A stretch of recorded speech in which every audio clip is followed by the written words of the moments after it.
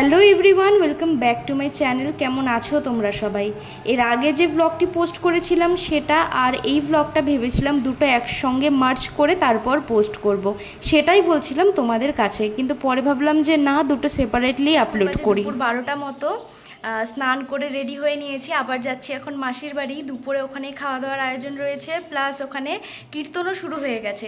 তো চলো ওখানে যাই, গিয়ে তোমাদের সঙ্গে কিছু ভিডিও শেয়ার করি, আর ওখানে কীর্তন হচ্ছে সেটাও তোমাদের সঙ্গে শেয়ার করি। এখন আমি রয়েছি উপরে, মানে আমাদের রুমে, আর নিচে এখন সবাই রেডি হচ্ছে, মানে মা, তারপর আমার ননদ, সবাই রেডি হচ্ছে, সবাই মিলে তারপর একসঙ্গে যাব মাসির বাড়িতে। আর এখানে আজকের ওয়েদারটা তো মেঘলা মেঘলা, কিন্তু রয়েছে দারুণ গরম। মনে হচ্ছে কলকাতা থেকে বেশি হয়তো এখানে গরম পড়েছে। বলো কি বলছিলা? বলো বলো মন বলছিলা, ভালো হচ্ছিল তো, বলো বলো, তারপর তো নিবে না। বলো, বলতে হবে না। তো আমরা এখন সবাই রেডি হয়ে গেছি, এই যে শ্রেয়া, এই যে বাচ্চা কাচ্চা সব, এখন বেরিয়ে যাচ্ছি আমরা মাসি বাড়ির জন্য।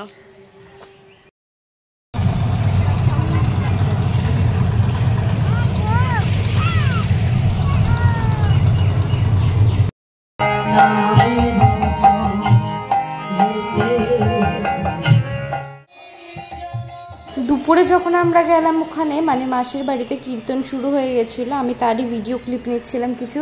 আর এই পাকা বুড়িটাকে দেখো, ও কিছুতেই আমাকে ভিডিও নিতে দেবে না, একদম ক্যামেরার সামনে এসে দাঁড়িয়ে গেছিল।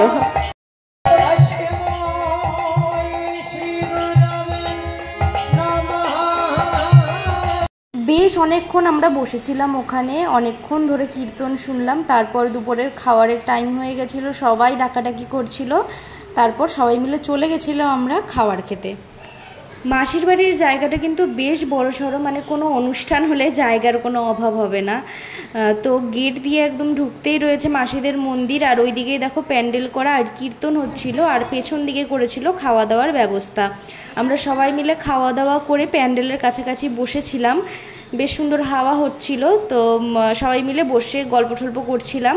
আর দেখো বাচ্চাগুলো এখানে সব খেলাধুলো করছিল।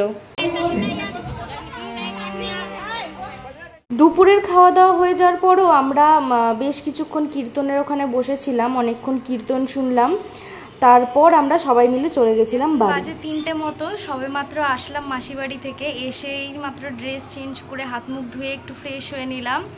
এখন কিছুক্ষণ রেস্ট নিব, রেস্ট নিয়ে সন্ধ্যার দিকে তারপর আবার যাব মাসির বাড়ি কীর্তনে। তো তখন আবার দেখা হচ্ছে তোমাদের সঙ্গে। ঘরে বেশ কিছুক্ষণ শুয়েছিলাম, কিন্তু ঘুম কিছুতেই আসলো না। সেদিন এত গরম পড়েছিল, মানে গরমে সবার অস্থির অবস্থা হয়ে গেছিল। তো কি আর করব, আমি আর আমার ননদ শ্রেয়া চলে গেছিলাম আমাদের বাগানটা একটু হাঁটাহাঁটি করতে, মানে আমাদের বাড়ির সঙ্গে একদম লাগানো এই বাগানটা বলতে পারো। সেখানে গিয়ে কিছুক্ষণ হাঁটাহাঁটি করছিলাম, আর ভাবলাম তোমাদের সঙ্গেও একটু শেয়ার করি ওই বাগানটা। এই বছর যেন আমাদের বাগানের একটা গাছেও আম আসেনি, শুধুমাত্র বাড়ির কাছের যে গাছটা, যেটাতে একদমই ভালো আম হয় না, সেই গাছটাতেই কয়েকটা আম ধরেছিল, আর বাগানের প্রত্যেকটা গাছই ফাঁকা ছিল। এর আগের বছর প্রচুর প্রচুর আম হয়েছিল, কিন্তু এই বছর একদম পুরো বাগান ফাঁকা হয়ে আছে।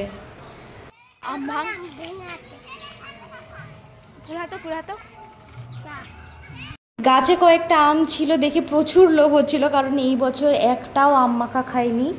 তো ভাবলাম যে একটু আম মাখা করে খাই। প্রায় বিকেল মানে সন্ধ্যা প্রায় হয়ে আসছিল, তখন আমি আম পাড়ছিলাম গাছ থেকে।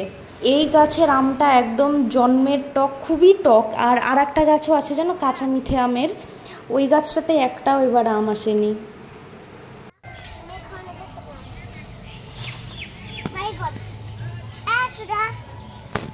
মাত্র 2-3টা মতো আম পেরেছিলাম সেদিন মাখা খাওয়ার জন্য, খুব বেশি পারিনি, কারণ সন্ধ্যা হয়ে আসছিল এদিকে। এখানে এখন আম কাটা হচ্ছে, সবাই মিলে এখন আমরা খাবো আম মাখা।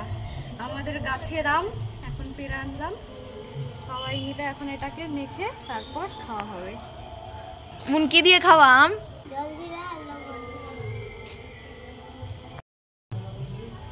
ইয়েটা দাও তুমি, বিট লবণ।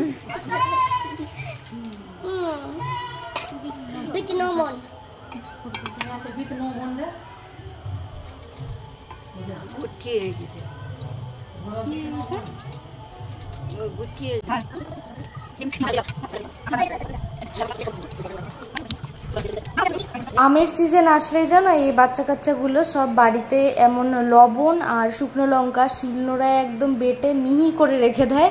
ওই যখন তখন বাগানে যায় আর আম যদি পেয়ে গেল তাহলে ওই লবণ লঙ্কার গুঁড়োটা দিয়ে মেখে মেখে খাবে।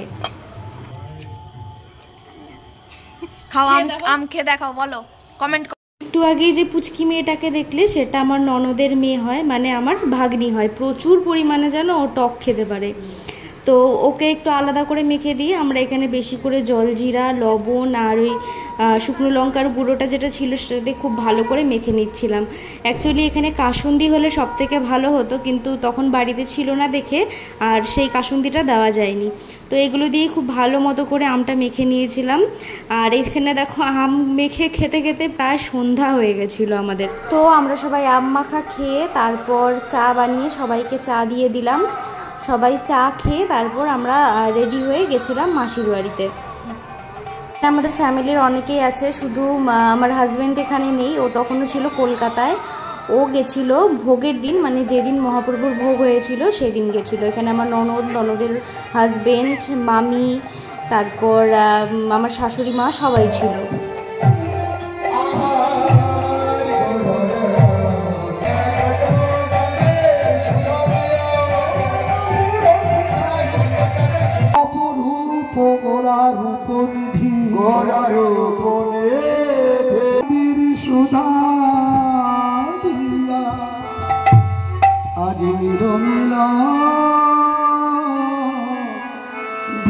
রাত মোটামুটি তখন 10:30 কি 10টা বা 11টা মতো হবে।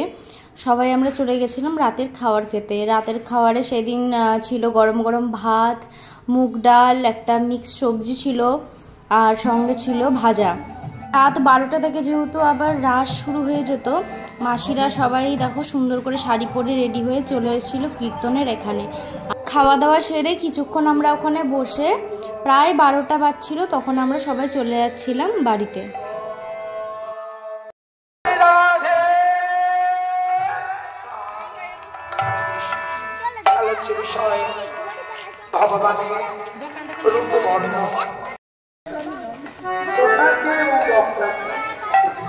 সবে মাত্র ফিরলাম বাড়ি, আজকে আর রাত জেগে রাস দেখা হলো না। তো যাই হোক, আজকের ব্লগটি কেমন লাগলো অবশ্যই কিন্তু কমেন্ট করে জানিও। আর দেখা হচ্ছে তোমাদের সঙ্গে নেক্সট ব্লগে, ততক্ষণের জন্য টাটা।